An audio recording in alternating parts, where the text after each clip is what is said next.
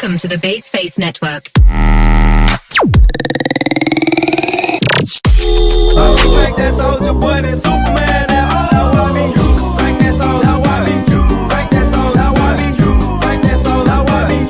Like that soldier, how I mean. Soldier boy. Assalamualaikum warahmatullahi wabarakatuh. Perkenalkan, kami dari kelompok 4 akan memaparkan materi tentang Komisi Pemberantasan Korupsi atau disingkat dengan KPK.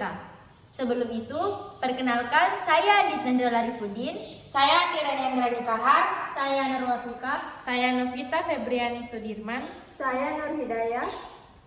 Baik, untuk lebih jelasnya, mari kita simak video berikut.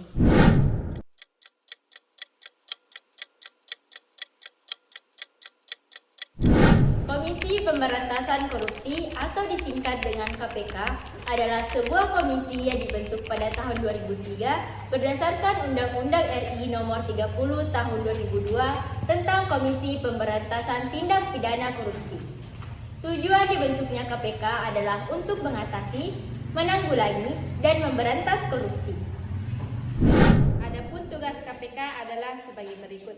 1. Koordinasi dengan instansi yang berwenang melakukan pemberantasan tindak pidana korupsi. 2. Supervisi terhadap instansi yang berwenang melakukan pemberantasan tindak pidana korupsi. 3. Melakukan penyelidikan, penyidikan, dan penuntutan terhadap pidana korupsi. 4. Melakukan tindakan-tindakan pencegahan tindak pidana korupsi. 5. Melakukan monitor terhadap penyelenggaraan pemerintahan negara. Baik, di sini saya akan menjelaskan tentang KPK memiliki beberapa wewenang sebagai berikut.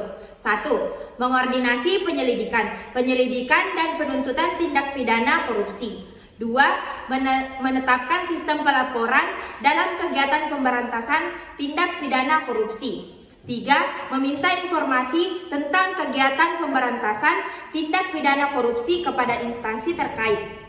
4. Melaksanakan dengar pendapat atau pertemuan dengan instansi yang berwenang melakukan pemberantasan tindakan korupsi. 5. Meminta laporan instansi terkait pencegahan tindak pidana korupsi. Dalam menjalankan tugas dan wewenangnya, KPK berpedoman pada asas berikut. 1. Kepastian hukum, yakni asas dalam negara hukum yang mengutamakan landasan peraturan perundang-undangan, kepatutan, dan keadilan dalam setiap kebijakan menjalankan tugas dan wewenang KPK. 2. Keterbukaan, yakni asas yang membuka diri terhadap hak masyarakat untuk memperoleh informasi yang benar, jujur, dan tidak diskriminatif tentang kinerja KPK dalam menjalankan tugas dan fungsinya. Akuntabilitas, yakni asas yang menentukan bahwa setiap kegiatan dan hasil akhir kegiatan KPK harus dapat dipertanggungjawabkan kepada masyarakat atau rakyat sebagai pemegang kedaulatan tertinggi negara sesuai dengan peraturan perundang-undangan yang berlaku. 4.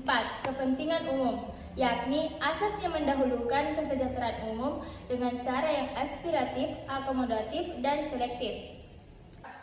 5. Proporsionalitas, yakni asas yang mengutamakan keseimbangan antara tugas, wewenang, tanggung jawab, dan kewajiban KPK. Peran KPK dalam proses penegakan hukum di Indonesia. Yang pertama adalah pencegahan korupsi. KPK mengawasi pemerintah dan lembaga publik untuk mencegah korupsi serta mengedukasi masyarakat tentang integritas. Yang kedua adalah penyelidikan dan penyidikan. KPK menyelidiki kasus korupsi termasuk penyadapan, penggelapan, pemeriksaan, serta mengumpulkan bukti. Yang ketiga adalah penuntutan. KPK menuntut para pelaku korupsi ke pengadilan dengan dukungan tim jaksa. Yang keempat adalah penguatan pengadilan. KPK berperan dalam proses pengadilan dan memberikan bantuan hukum kepada korban korupsi. Yang kelima adalah penguasaan putusan. KPK memantau pelaksanaan hukuman dan pemulihan aset hasil korupsi. Baiklah, itulah tadi presentasi kami mengenai KPK. Lebih dan kurangnya mohon dimaafkan. Wabillahi taufiq wal hidayah. Wassalamualaikum warahmatullahi wabarakatuh.